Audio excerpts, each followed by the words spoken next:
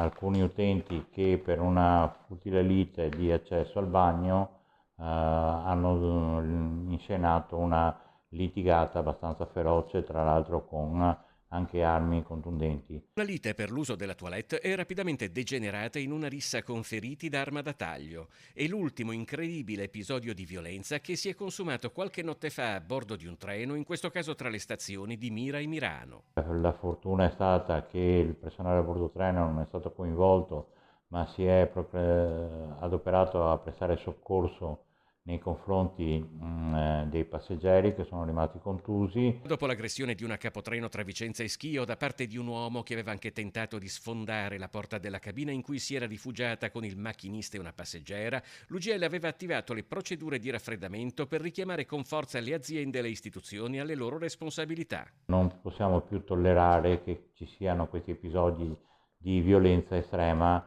che coinvolge spesso e volentieri sia gli utenti che anche gli operatori che lavorano a bordo treno. Per l'UGL Veneto questo nuovo episodio conferma l'urgenza di presidi fissi e mobili delle forze dell'ordine a bordo dei treni e in stazione e di sistemi di videosorveglianza attivi ed efficienti, oltre alla presenza di personale in numero adeguato e formato per la gestione delle emergenze.